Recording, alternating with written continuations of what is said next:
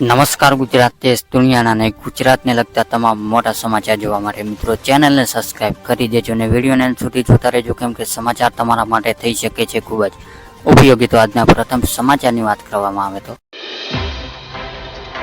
ખેડૂતોને મોટી રાહત મળી છે મિત્રો, એટલે કે ખેડૂતોને લોન માફ। સમગ્ર દેશ સૌથી વધુ ચર્ચિત વિષય છે તેવા તેલંગાણા ખેડૂતોને લોન માફ કરવામાં છે અને તેવા તેલંગાણા ખેડૂતોને લોન માફ કરવામાં આવી છે અને તેલંગાણા સીએમ રેવંત રેડ્ડીએ લોન માફ યોજના જાહેર કરી છે અને તેમણે કહ્યું છે કે 11 ડિસેમ્બર 2018 અને 9 ડિસેમ્બર 2023 વચ્ચે લોન લેનાર ખેડૂત માટે 2 લાખ રૂપિયા સુધીની લોન સંપૂર્ણ માફ કરવામાં આવશે અને આ પહેલા ઝારખંડ સરકારે પણ ખેડૂતોને 2 લાખ રૂપિયા સુધીની લોન માફ કરવાની જાહેર કરી છે મિત્રો। તે ખૂબ જ મોટા સમાચાર આવી રહ્યા છે। ત્યારબાદ મિત્રો બીજા મોટા સમાચારની વાત કરવામાં આવે તો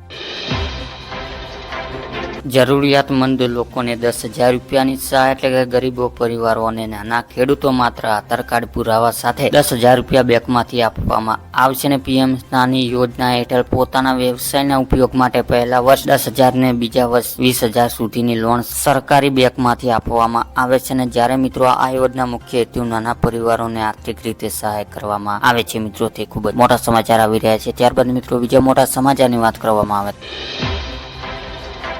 લીલો દુષ્કાળ જાહેર, એટલે કે હવામાન વિભાગે આગાહી પગલે હાલ દક્ષિણ ગુજરાત અને સૌરાષ્ટ્ર મોટા ભાગોના વિસ્તારોમાં ધોધમાર વરસાદ પડી રહ્યો છે, જેના કારણે ચોમાસા પાકને ભારે નુકસાન થયું છે અને ખેડૂતોને ચોમાસા વર્ષ દક્ષિણ ગુજરાત અને સૌરાષ્ટ્ર મોટા ભાગોમાં પાકને ભારે નુકસાન થયું છે, જેથી સરકાર આ બધા વિસ્તારોને લીલો દુષ્કાળ જાહેર કરી ખેડૂતોને સહાય ચૂકવવી જોઈએ તેવી ખેડૂત દ્વારા માંગ કરવામાં આવી છે મિત્રો। તે ખૂબ જ મોટા સમાચાર આવી રહ્યા છે।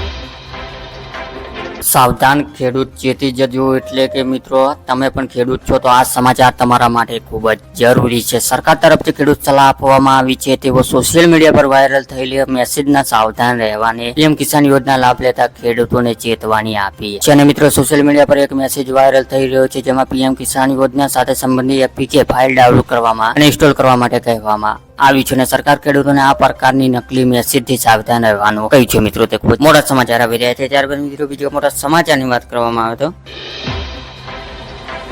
ગૌચર દબાણ ચેતવણી, એટલે કે ગીર સોમનાથ જિલ્લામાં આજકાલ કલેક્ટર ગામ સભા હાજરી જોવા મળી રહી છે। ત્યારે મિત્રો હાલમાં જે જિલ્લા સૂત્રાપાડાના ધામેલજામાં એક ગ્રામ સભા યોજી હતી, જેમાં કલેક્ટર હાજરી જોવા મળી હતી। આ દરમિયાન કલેક્ટર ચેતવણી આપતા કહ્યું છે ગામની સરકાર જમીન પર દબાણ વધી રહી છે અને ગૌચર જમીન પર દબાણ નહીં ચલાવાય, હજુ પણ સમય છે કે આ દબાણ હટાવી લેજો। દરેક ખેડૂતોને દર મહિને 3,000 રૂપિયા, એટલે કે પીએમ કિસાન યોજના સાથે કેન્દ્ર સરકાર દ્વારા પ્રધાનમંત્રી કિસાન માનધન યોજના પણ શરૂ કરવામાં આવી છે, જેમાં ખેડૂતોને આર્થિક સહાય આપવામાં આવે છે અને પીએમ માનધન યોજના હેઠળ સરકાર ખેડૂતોના ખાતામાં દર મહિને 3,000 રૂપિયા ટ્રાન્સફર કરશે અને આ યોજના હેઠળ ખેડૂતોને માસિક 3,000 પેન્શન આપવાની જોગવાઈ છે અને જ્યારે આ યોજના પીએમ કિસાન સન્માન નિધિ યોજના રકમમાંથી કાપવામાં આવે છે, આ માટે તમારે એક અલગ ફોર્મ ભરવાનું